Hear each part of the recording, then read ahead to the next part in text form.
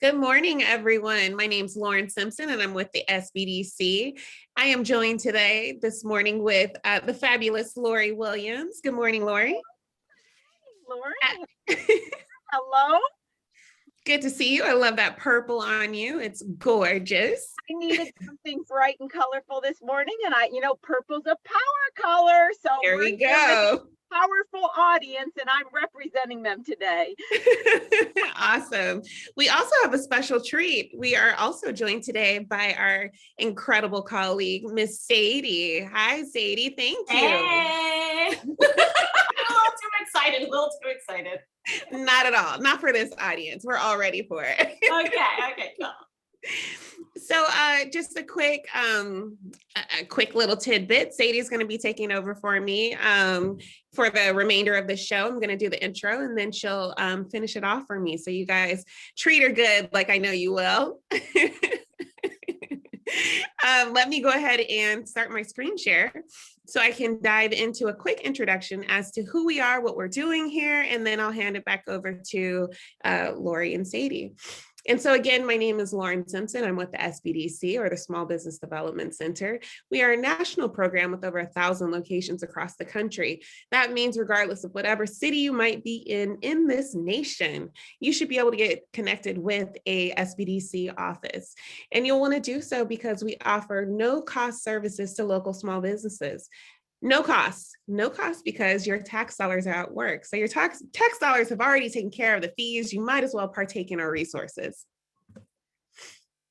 For the Los Angeles network, which is the network that I represent, we have locations or centers, in the Los Angeles, Santa Barbara, and Ventura counties. And you can see those represented here on the map in front of you. Here's a deeper dive into what it is that we do. We offer no-cost business advising. And so you can get an appointment with our guru of all things numbers, Ms. Lori Williams, as well as other business experts in marketing, in business planning, and again, finances. So anything your business might need, we have resources for you. We also offer virtual trainings, much like the training you are partaking in today. So go ahead and get in contact with us if you haven't already. Excuse me, for the Los Angeles area, you can contact us at 866-588-7232 or online, smallbizla.org/new client. For those of you who have had the treat to reach out to us outside of the LA network, be sure to reach out to americassbdc.com/find-your-SBDC. And then finally, I wanted to let everyone know about the California Dream Fund. It's a program providing micro grants up to $10,000 to seed small businesses, new small businesses. So you must be a brand new small business to qualify. But go ahead and check out our landing page, smallbizla.org/dream fund. We have FAQs on that page, and so you'll be able to get any questions answered, and the registration is open. So be sure to hop on the link that I put into the chat and get registered. Good morning, Emma. I see you in the chat. And so with that quick housekeeping, be sure to put all questions into the Q&A. Again, questions into the Q&A, and then the chat will be reserved for any links and resources that Sadie or myself might provide to you via our guest, Ariel or Miss Lori Williams. So Lori, with that, I'll hand it over to you. Wonderful, and thank you, Lauren, and we'll see you next week. And Sadie, thank you so much for being here to help out on this. So guys, we got a great show this morning, and I have to say, I just love when I look in the chat real quickly and I see all our frequent flyers here saying good morning. It just warms my heart. I have to mention that right away. Now, Lauren's going to put some of the links I'm about to announce. You know how she said tax dollars at work, you might as well use these services? Well, that's going to be my beginning topic of the tidbits for today, because guess what's right around the corner? Tax deadlines. Okay, so I've got a few tidbits, and like always, they're very lengthy links to the IRS website, so I'm just giving you a heads up here. It's going to be in the chat so you can get it from there. Okay, so the first thing that we're going to talk about, Oh, sorry, I got one thing I'm going to bring up really quick. This is only for a few people probably in the audience that's dealing with an EIDL reconsideration, asking for additional funding. You might get asked to fill out a schedule of liabilities. Getting a lot of questions on this, so I wanted to throw this in real quick. What is happening, guys, is unlike when the first loans went out, when you're asking for additional money, they are doing far more underwriting, meaning they're asking for more financial information from you. And I see almost every client's been asked to fill out such a form. What they're doing is they're wanting to understand what is it you owe and what is you own. That's assets and liabilities. What do you owe and what do you own? Now, I've had some questions when it's a sole prop, is it the business or personal? They're still looking at the business. So just put your business liabilities and what the business owns. The other thing I wanted to tell you real quick, this last column's very confusing to most. I understand because it's in bank speak. How secured? People are like, what does how secured mean? What this really is saying is this secured by something? So if you borrow money and you maybe have a loan out, you may have used your home for equity, for collateral. So it would be secured by the home. For a credit card, it's unsecured. So it would be not secured for the answer to that. But they're literally asking, did you pledge an asset to secure this loan? And they look at whether or not your assets are already pledged. So that's what how secured means. Quick shout out on that because it's been causing a lot of confusion to many. Okay, so here's my quick IRS stuff. Like I said, it's in the chat. The IRS does send out these newsletters. I'm an enrolled agent, so I get access to all these newsletters. They do have great information, so I kind of watch what I'm getting in my email and I pick out things to share with everybody. So we're going to start out with first, if you can't pay your IRS bill. Not a good spot to be in, not a comfortable spot to be in. There are certain payment plans. I'm not going to say they're ideal, guys, but sometimes you're back against the wall. You have to do something. So this and the additional link that's going in the chat gives you all of the options from the IRS perspective of what you have if you can't pay the tax bill. Okay. Now, this is something new I seen the IRS put out. A lot of people ask me, how much should I withhold? So what they have now is this tax withholding estimator. So basically you can finish your tax return and then you can put some information in this and it gives you a suggested amount. It's an online tool, a suggested amount of how much withholding you should take for the following year. I'm assuming this is going to be on the heavy side. They're going to want you to withhold more because they don't like you owing them. So, look at the number, understand the number. I haven't run it a lot, so I can't make a lot of statements. I just want to give this as an additional tool for you guys to use. Now, the next one is, once again, just a few people on this call, if any, but I want to throw this in there. There's always these questions on whether it's a real business or a hobby business, and hobby businesses have different types of tax treatments. So I saw this and I wanted to include it because it's kind of cool. They have this list. Guys, it's only 3 I put in so it would fit in the slide. It's a long list, okay? Look in the chat for the whole list. But you can look through these items and see if it qualifies as a business or a hobby business because it has different tax treatments. And sometimes actually SPDC clients come and it's really just still a hobby business. They're making something, selling it to friends and family or, et cetera. So there's the checklist that demystifies whether it's a hobby business or not.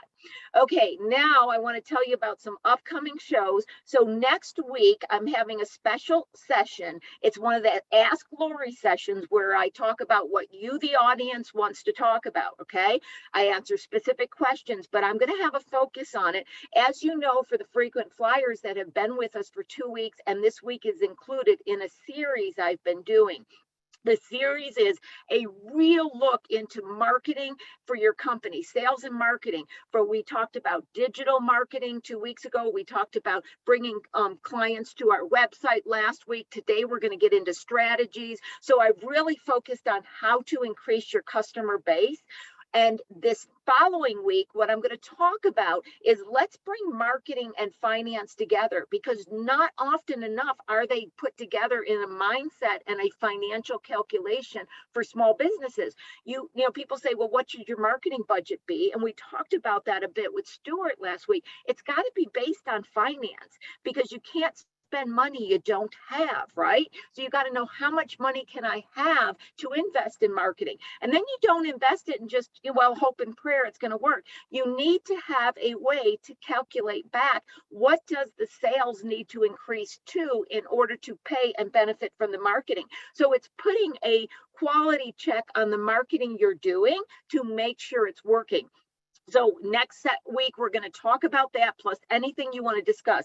Now, Lauren always gives you the link, and it's in the chat, where you can respond to any question or conversation you want to have next week. I'm going to make it a little bit easier. Now, you guys know that I only monitor the question and answer, the Q&A, for the session I'm engaged in at the time. But if you have something you want me to address next week and you got it on your mind right now, put it in the chat. But I'm asking you guys, put a special little key that says next week, so Sadie knows it's not a question that should have been put in the Q&A for today. So if you've got something on your mind and you don't have time to do the link later, or you want to announce it right now, put it in the chat, put next week. I view the chat several days later. I'll see it before next week. But the other guest that we're going to have is the following week. Really cool small company starting out. It's been in business for a bit, and Leanna, which is a client of mine from the SBDC, she started with a really good financial plan. So we're going to have her come talk about that. Once again, getting marketing and finance together. Then I know I promised a food truck forever. The food truck's finally coming. Okay, guys, I know there's been some people on the show that's like, when's the food truck, Lori? Okay, here's the great announcement. The food truck is the owner of Brew Rings. If you're around the LA area, you may have tasted this great food. So Stefano is going to be our guest. He's going to tell you everything you want to know and don't want to know about setting up a food truck business, and a lot of tidbits that really apply to all companies.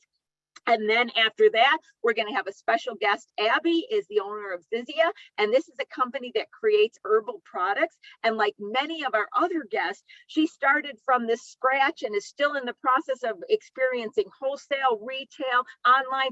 I don't care, guys, if you're selling a product, a service, or what you're selling. She has a ton of experience on what works and does not work, and she's going to share that with you. So I've got finally a little bit more organized, where I'm announcing what the guests are in advance. So we've got some great upcoming shows, but let's get back to today.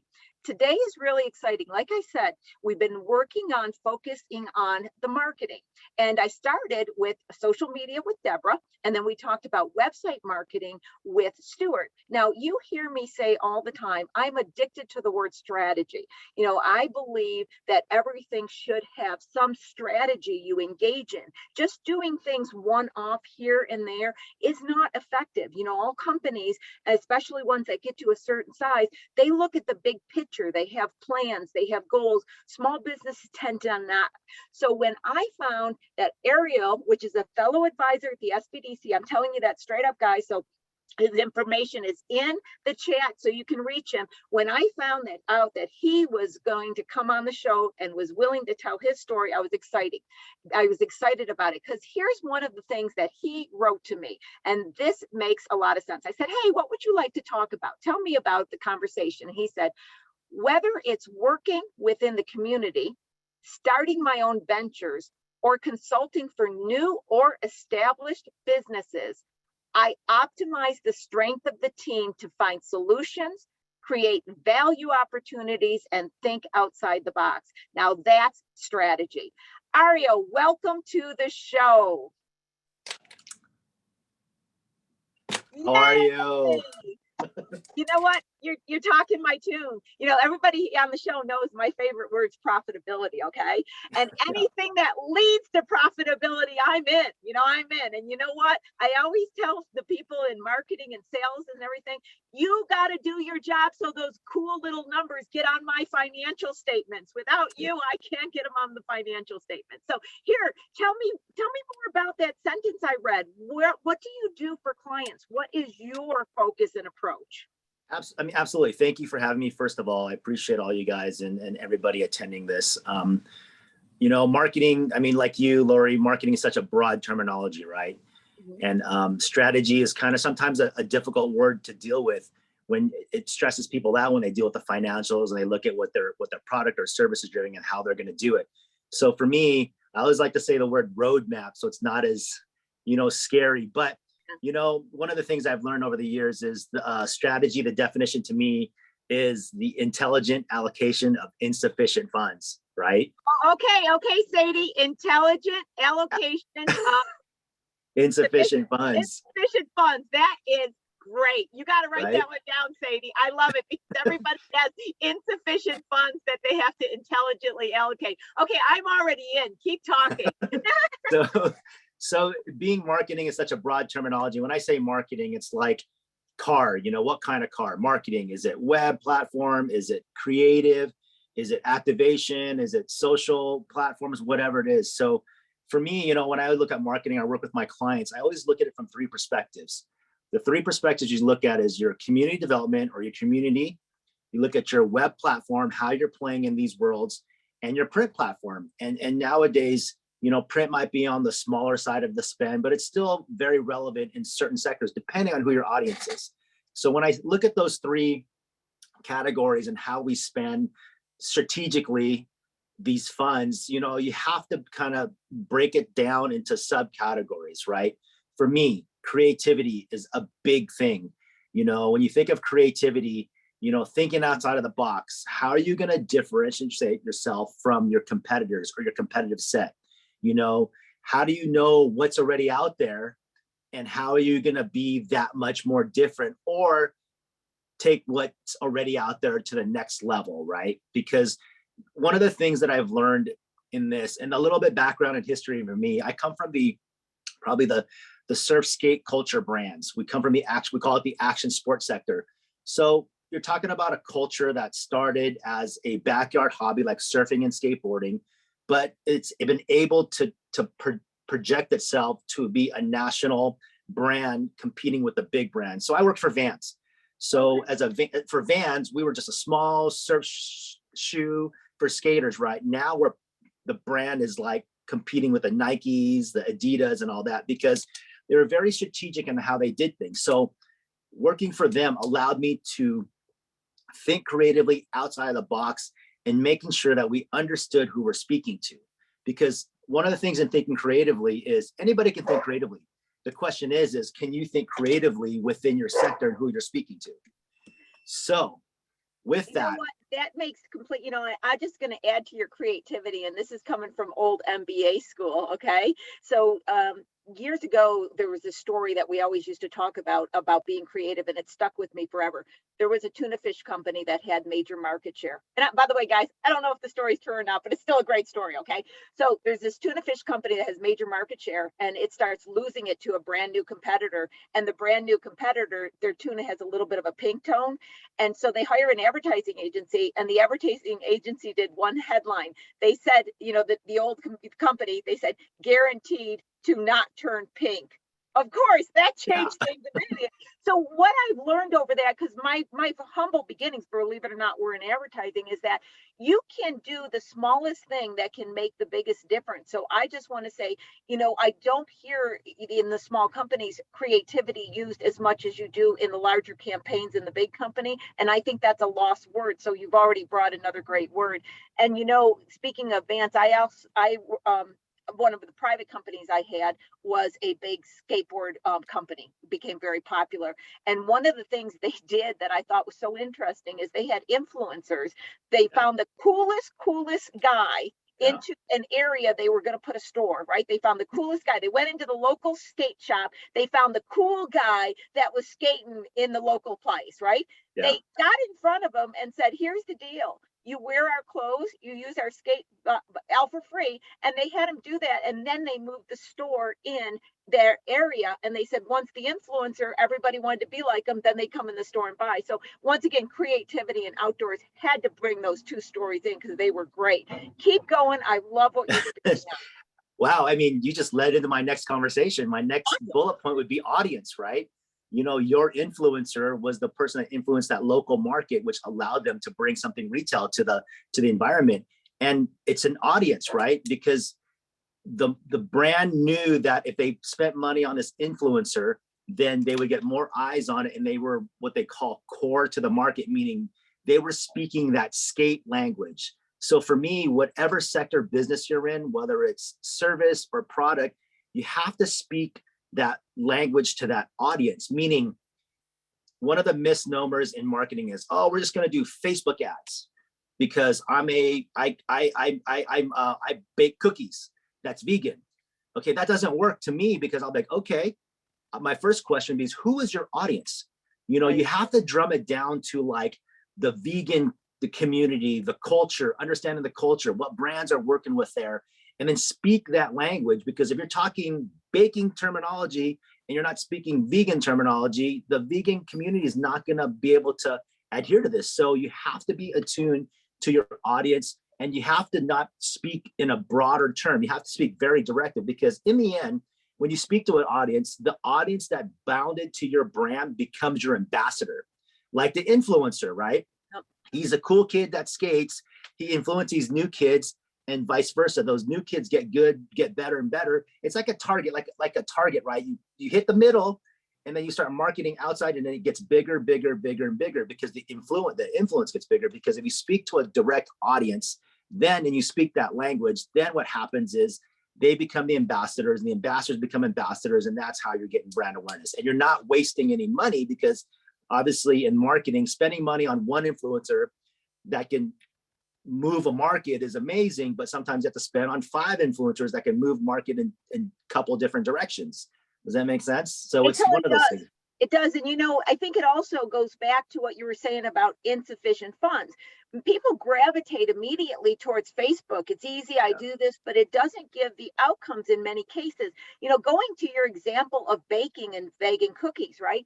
I always say, look for co-marketing opportunities based on behaviors. Like, so you can, I'm making this up off the top of my head, but somebody who is worried about this type of eating may also be somebody that's involved in yoga studios, right? Yep. So you go to a yoga studio and say, hey, can I have free cookies, provided to you? Or can I put a brochure about my cookies, and I'll keep a brochure about your yoga or online, what have you. So my point is, when you start thinking like you're speaking, creative, what's your audience, influencers, you can do these activities that cost very little money, that are more targeted towards that person, and build your customer base. So I love it where you're going, and it creates a presence. It creates a presence that you won't have if you're just hanging out there on Facebook. So you're making complete sense, and I seen it in my own world for how many years of consulting.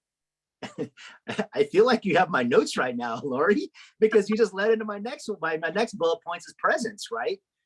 Presence is a big thing in marketing, because when you have presence, whether it's co-oping or collaborating, you're collaborating with a company or a brand that sees it the way you sees it, and you're allowed to get that much more eyes on the brand. So presence is huge, always being there, making sure you're right. Like, if you're baking, you're not going to be at the Home Depot, trade show. You're going to be at the baking trade show, right? So it's very presence, and being very, what I say very is endemic to that culture, is being present in that culture and getting involved. Because the more you get involved, like for the bakers, you get more involved in that vegan culture, you're just going to get more information. You're going to get more ideas. You're going to get a solid audience. You're going to get more creativity, and you're going to be able to allow your brand to flourish, because you're consistently across the board being activated, whether it's through the people or other brands.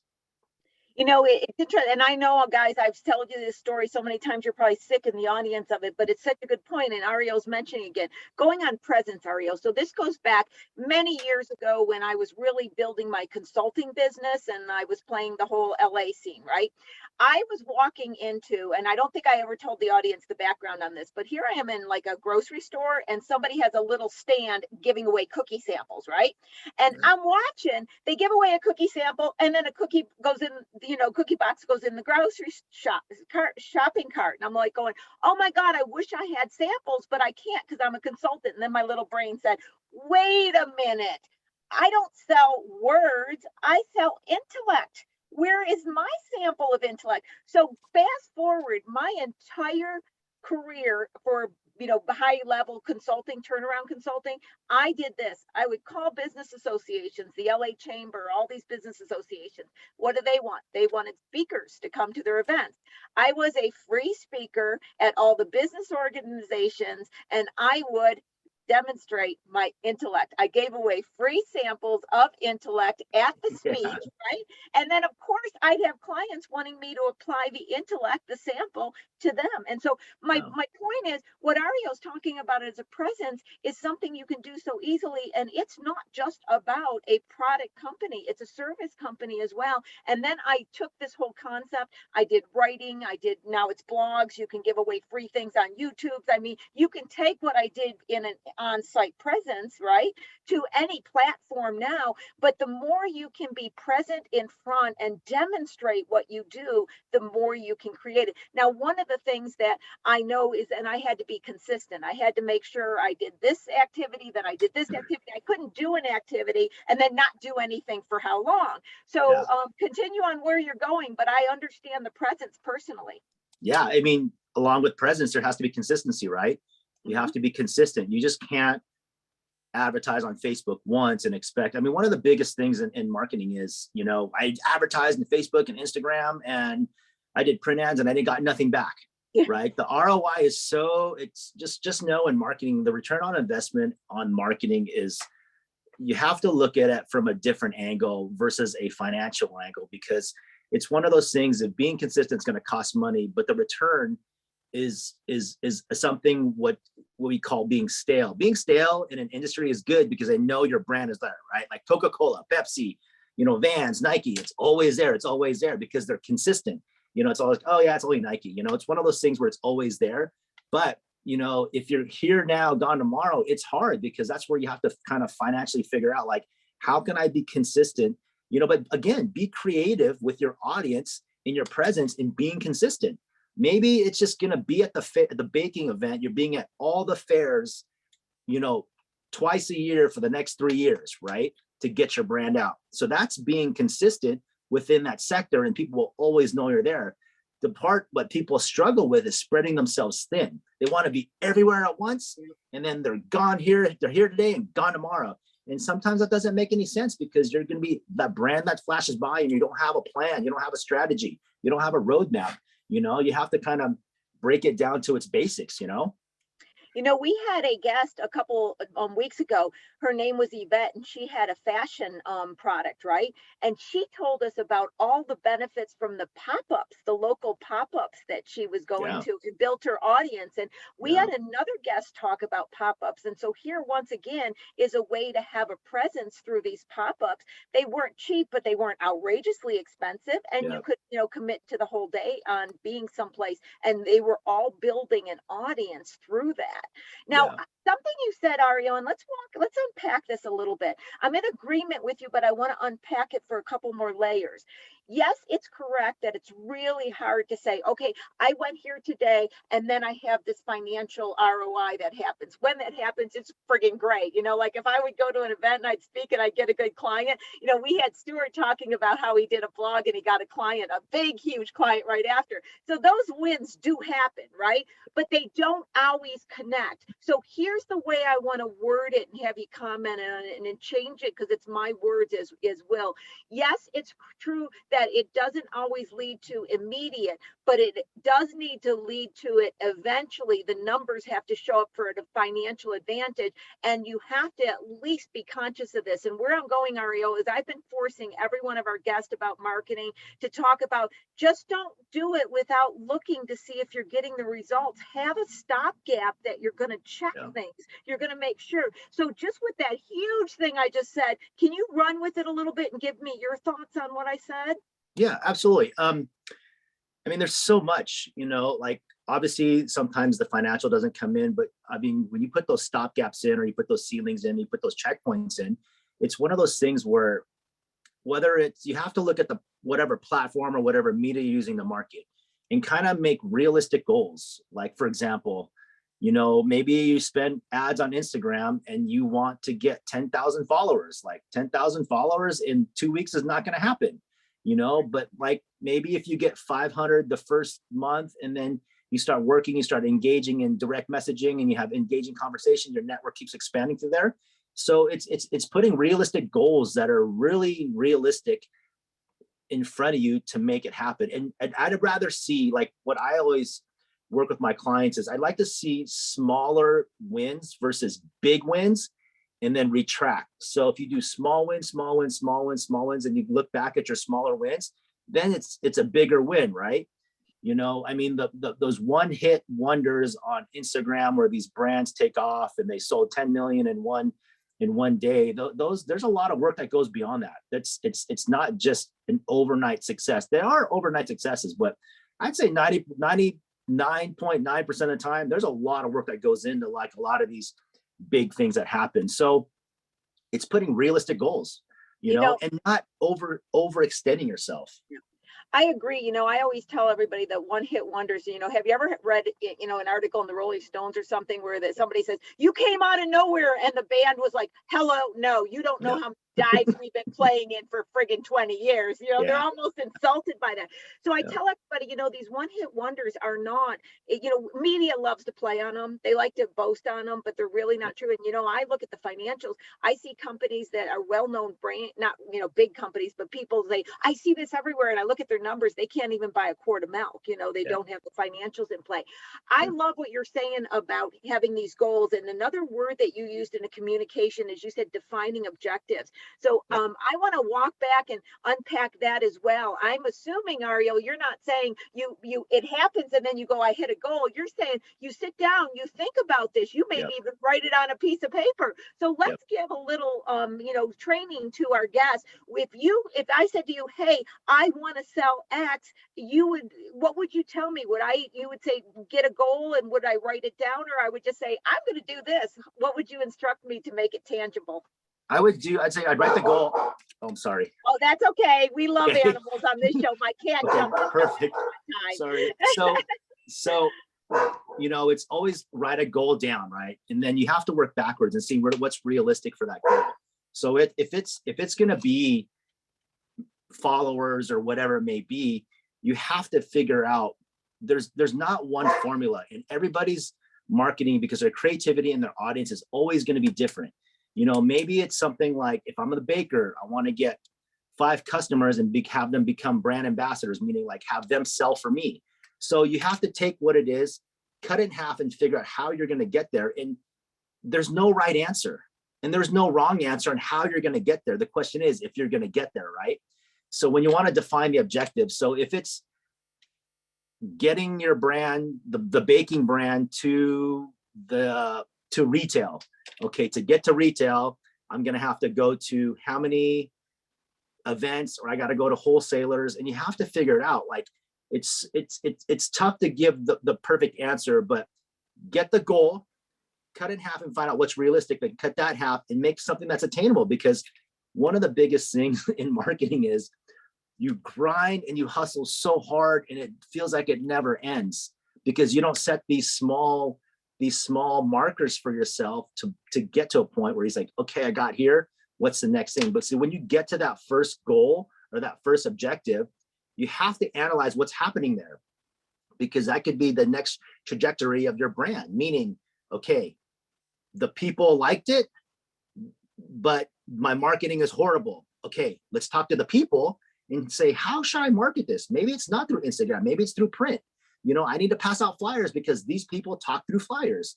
So every goal has to be, you have to come back and review and figure out what the next move is, because going to the end and assuming it's going to be one move in one way is not going to happen in marketing. Because marketing, you have to be super agile, because as you guys all know here, you have to be agile, you have to be quick to think, and you have to be able to move.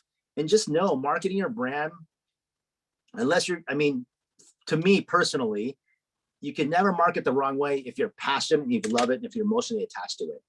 Selling the brand, which is my last point today, is going back to defining objectives, is storytelling. I would tell everybody, stop selling your product or service. You need to start storytelling about it.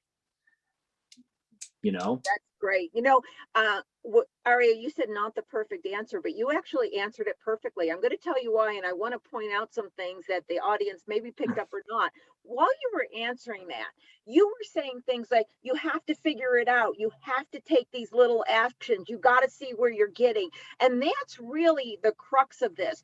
Too often entrepreneurs have been sold this, you know, bill of goods that's incorrect. It kind of says you just got to be passionate and you go do it, you see what happens, and it's not true. Nothing. I always say, when I don't know who actually said this, I'm sure somebody before me, so I don't mean to get credit for it by now, but success leaves clues. There's clues along the way. And whether you're selling at a flea market or you're selling in your Coca-Cola, you have to be so strategic. You have to think things through. And that's what I have been trying. And thank you so much. I've been trying to really get to our audience here, is the very, very important part of being strategic, thinking it, analyzing. A couple weeks ago, guys, you might remember when Deborah was on, she pointed out something I never talk about, but NLP, that was on my resume. And I know you guys were really excited to hear more about it, and I kind of let it go. But I'm going to tell you something that is an NLP therapy that actually applies to marketing. So here it is. There's 4 ways to succeed in life. Okay. 4 ways. The first, and this is made for something else, but it applies. You must know your outcome. What do you want to achieve? Know your outcome.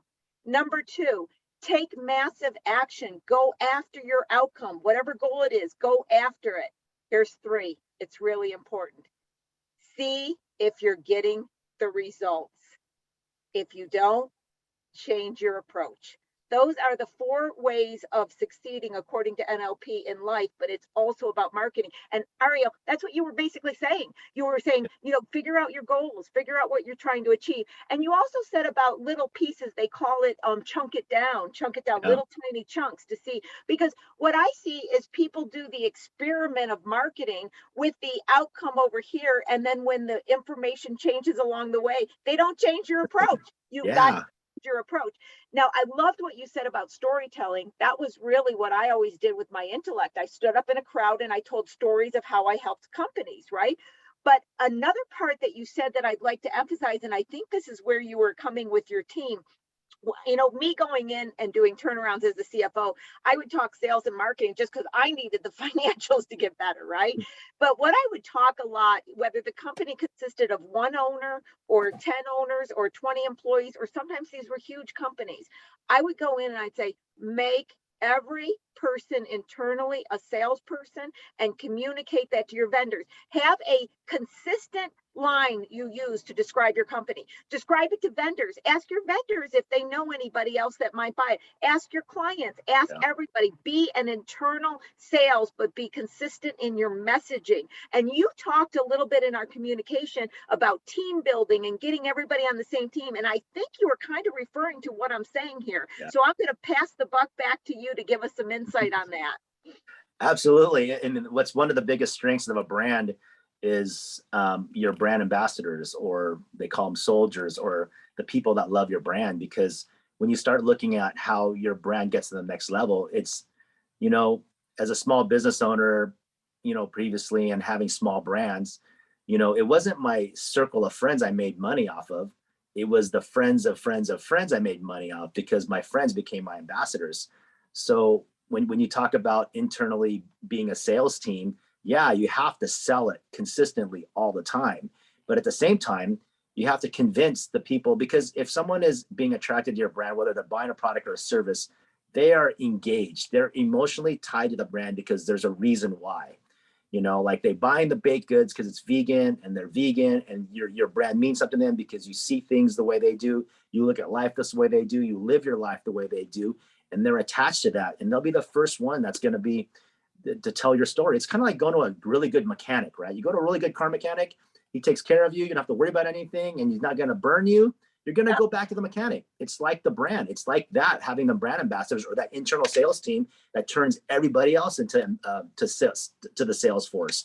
That's huge in this, because your message, for one, is getting out.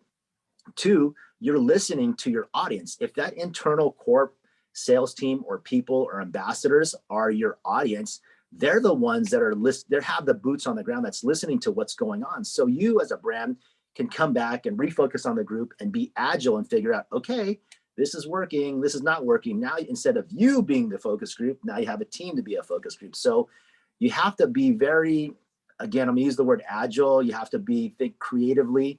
And sometimes when you're able to get people to be engaged in something bigger than them, they're gonna put forth more effort in that, which is your brand, because they believe in it. You know, I'm going to bring up an old thing that you don't hear talked about as much, and I think you're going to know what I'm referring to, and that's the elevator pitch. And the reason why I'm going to bring it up is I have sometimes where I meet people and I ask them what their company does, and they go on, and at the end I walk away and I think, I have no idea what their company does. They just went on and on. And when this was especially something that I would do when I was a professor of entrepreneurship at USC and Pepperdine, because they were so excited and they wanted to be super cool in their language about it. And one time I told somebody, I just have a private client that has a brand new scientific invention in something I don't even understand. He can give me 2 sentences and I know what he does. You just have an online website and I have no clue what you just said. So the importance of having a message, whether it's in print, it's online, it's in cells, whatever, that is easy to understand, which we used to refer to as the elevator pitch. Yeah.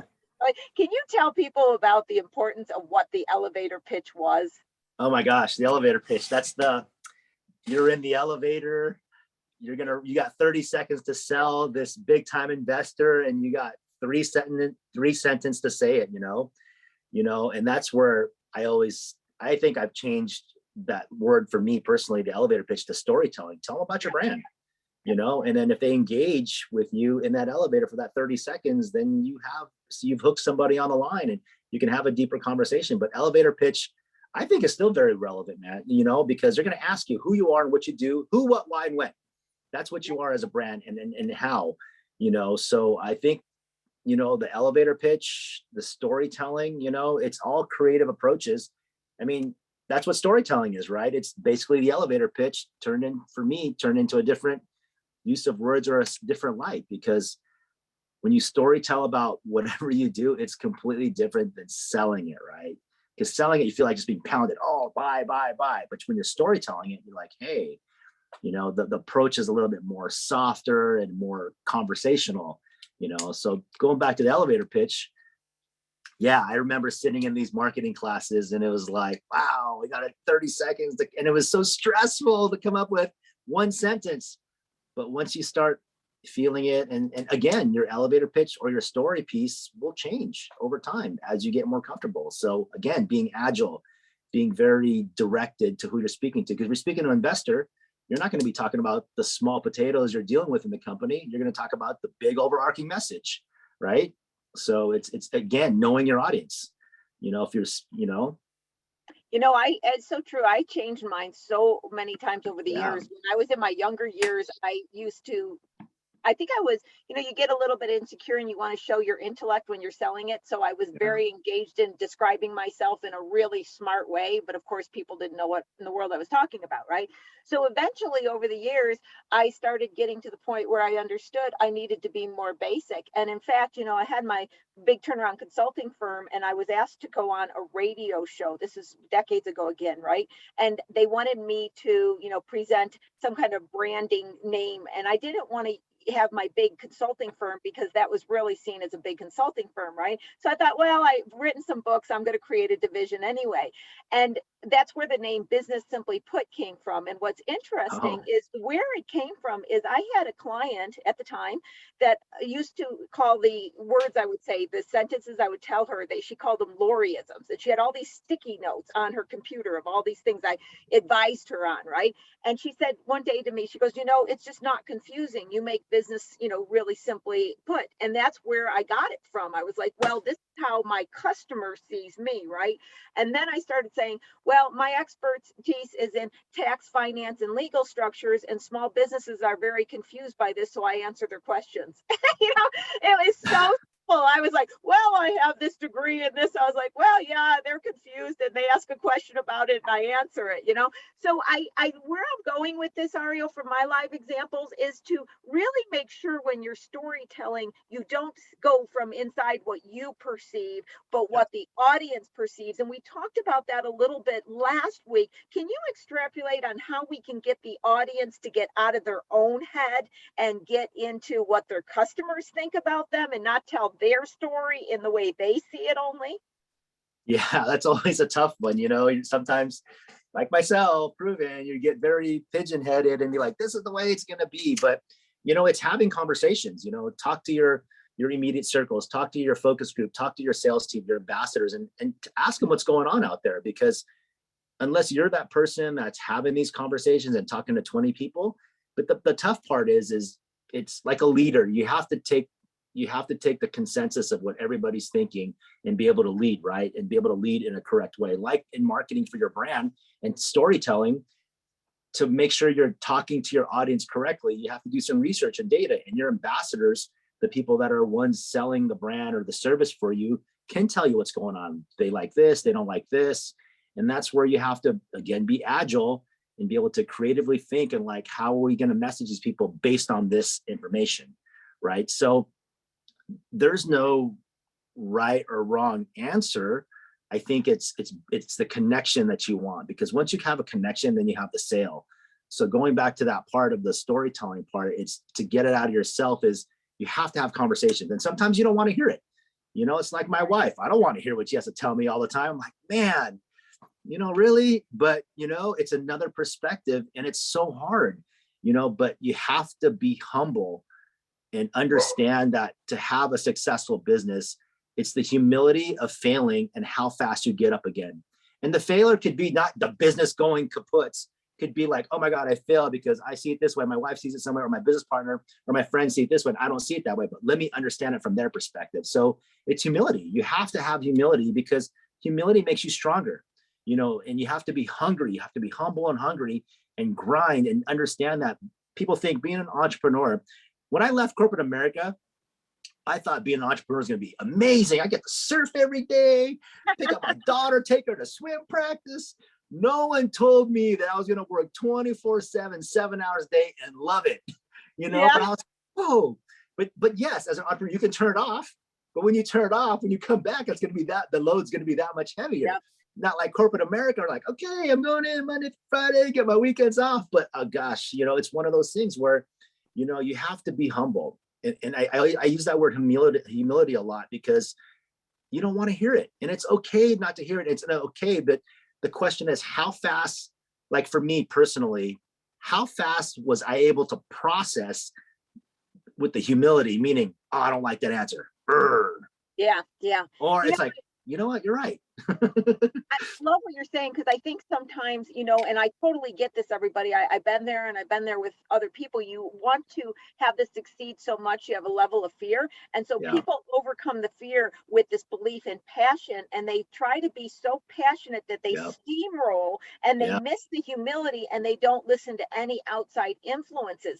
So I love what you're doing is you're bringing it back home. Let's take some of that passion and let it get us out of bed in the morning, but then let's tamper it so we have an awareness of everything that's going on. And I have to laugh. I have so many times people say, I want to be an entrepreneur so I can work for myself, so I can have more control over my business. Like, well, hello in your time. And I especially heard that as a professor with the young students. Well, we want to, you know, I want to travel and all that. And I go, oh, then don't be an entrepreneur, become a corporate. Okay, Ariel, here's like the test. You know how they call it like rapid fire, where they put somebody on the line? I'm not intending to, but rapid fire came up. So we got a question, and this is a person that has a specific type of company, and they're saying just, how do you build this? So this is one where, you know, we're going to see, you know, I'm asking you to be agile, just the first words that come to the mind, but this is the actual question for you. Okay, I was giving you the warning of it. So we have a question that says, can you speak on what an artist can do to connect with their audience, or just advise on how to build an art business? I think that's an interesting question. Can you take it and give us any insight on that? Absolutely. So as an artist, you should know where you want to be. Do you want, I mean, like, know that for yourself as an artist. Like, Do you want to have showrooms? Do you want to build pieces for companies? You have to figure that part out. Once you figure that part out, or do you want to be just a revel artist, like, and have people pay you? I mean, obviously pay you to paint or be artistic for them, you know? So if you know where you want to be, then you work backwards, because knowing your goal will get you to find out who that audience is. So I don't know what type of artist you are, but what I do know is whatever you're, like, I guess, artistry direction you're going in to push your art, you have to get engaged in that community. Know the community you want to be part of. Like if you want to be this rebel artist and you want to sell your pieces to be in museums, then you have to understand the museum sector. You have to understand, you know, the showroom sector. You have to understand the people. You have to understand how they think when they buy these art pieces. You have to think of these circles, these networking circles that they're part of, and you have to get part of those circles, because that's the only way that people are going to see you. I mean, like again, the one-hit wonders, the days of doing art and somebody spotting you, it's tough. It's not easy. You have to work.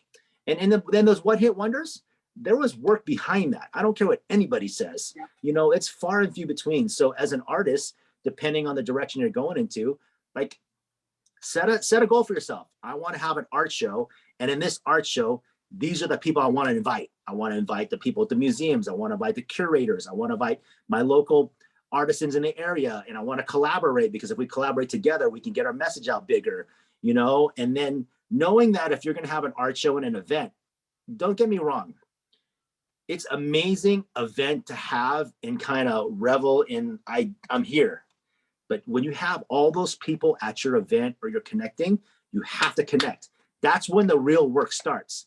You have 100 people in there, you need to sell 100 people right there, then on the spot, on who you are as an artist, as a brander for your brand and or your art collections or whatever it may be. That's the work. You got them there. So think of like this. You have an event, you're bringing people to you, you get to sell it all at once, versus going to visit 100 people one by one. So just know that events isn't just a party when you're the one that's trying to get to the next level. It's work for you. You have to get in there. So as an artist, know where you want to be. If you don't have a clue, it's okay, you know, because maybe you don't know what your direction is, and just keep doing what you're doing. But what's going to happen, you're going to start to connect with people that understand it the way you do, and start building on that. Build those blocks. If you're like, here, I could be talking out loud, but if you're in graffiti, a graffiti artist, okay, you gravitate towards the graffiti culture, then you get engaged in the graffiti community, you do give backs to the community in graffiti, and then now you start meeting the big graffiti artists, like the big ones and the big ones and it keeps rolling over.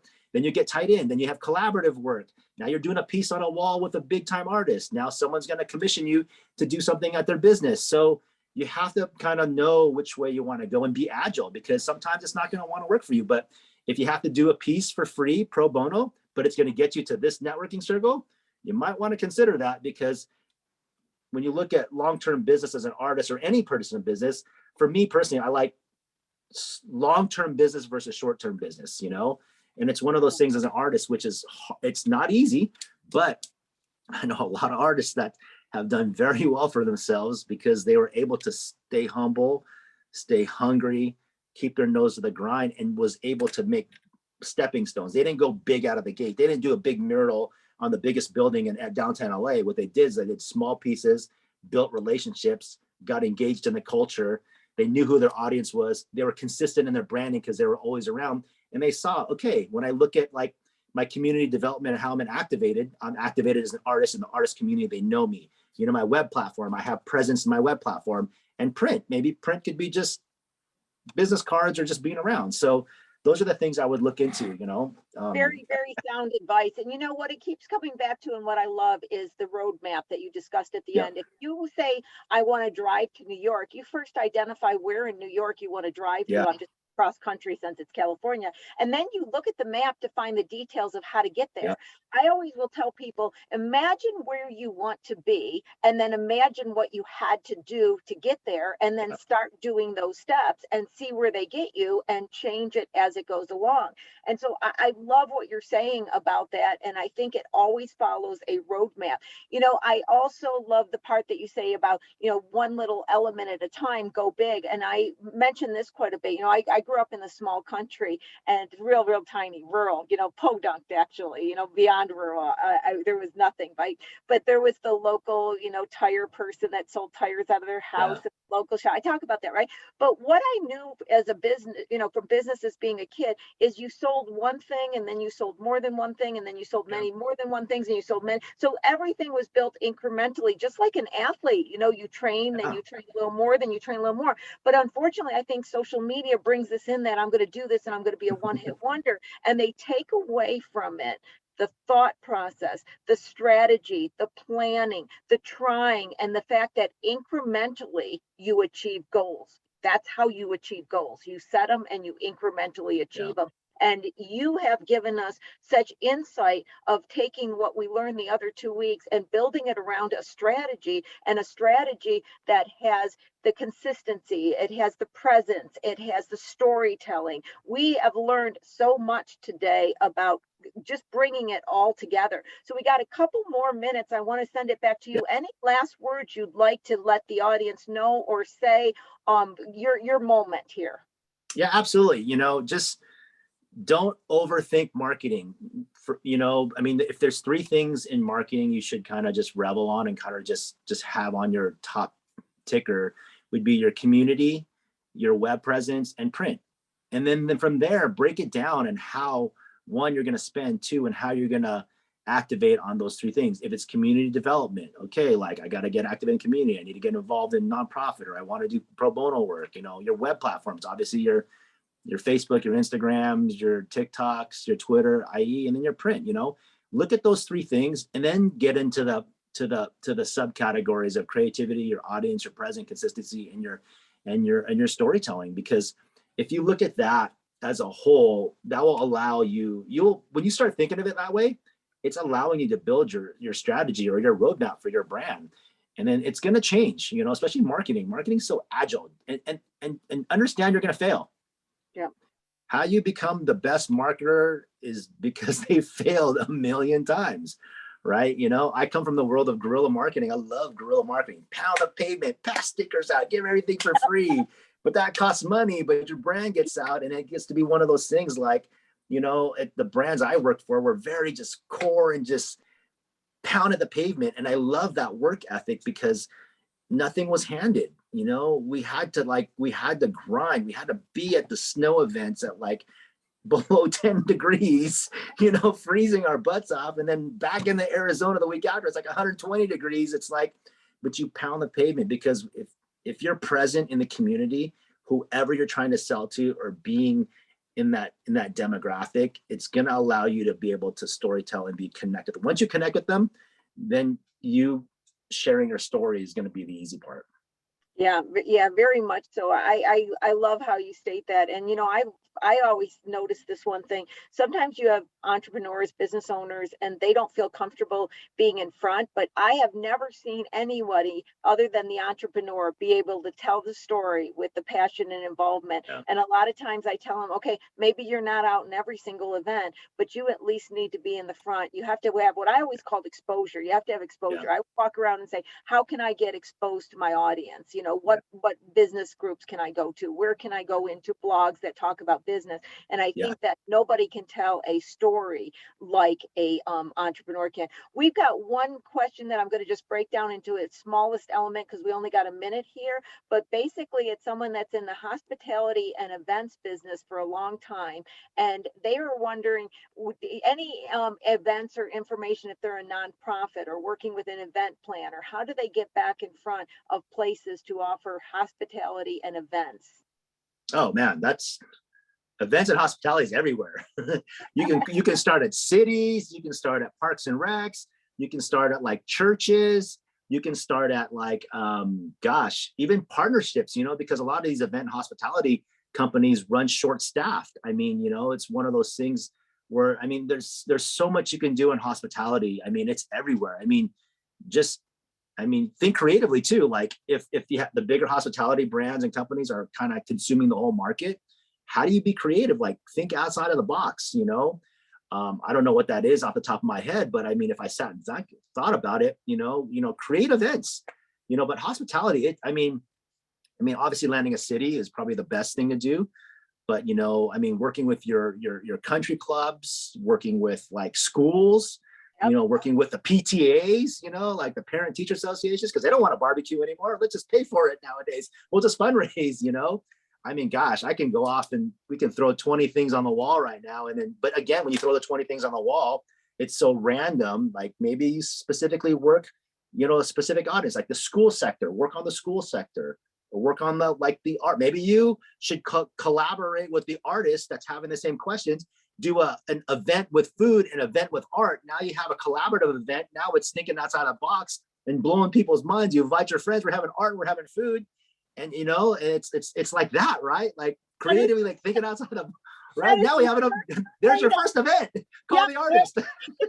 And you're in the chat, connect. You know, that is a perfect way to end this. You know, thank you so much. This has been enlightening. It's practical. It's application they can do right away. And guys, like I said at the beginning, Ariel is a wonderful advisor at the SBDC. So you guys have the contact to Lauren. You've got his contact. You know, like he said, I can throw a bunch of things against the wall. You've got additional questions unique to your company. You want to brainstorm. You could see how I'm putting him on the spot. He's brainstorming like crazy, guys. Can you imagine what it would be like with a one-on-one with this guy? So anyway, I just want to say thank you so much for being here. This has been so informative. It's been awesome. Sadie, I'm going to bring you back. There you are.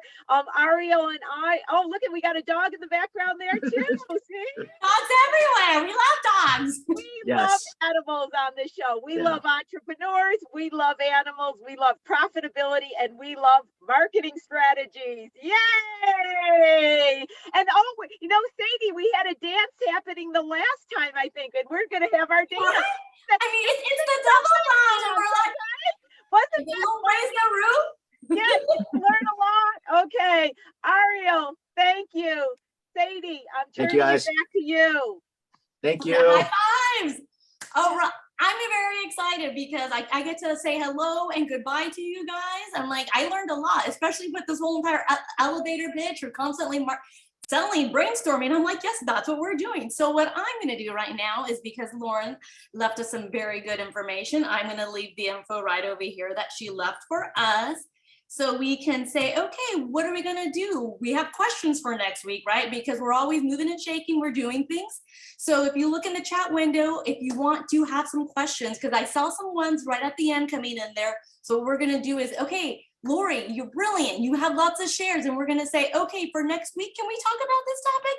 You look over in the chat, that is where you're going to click over and submit for next week. If you want to check out our YouTube channel, there it is. If you want to connect with, I mean, I really do feel like Ed McMahon. I'm just like, I'm a, hey-oh.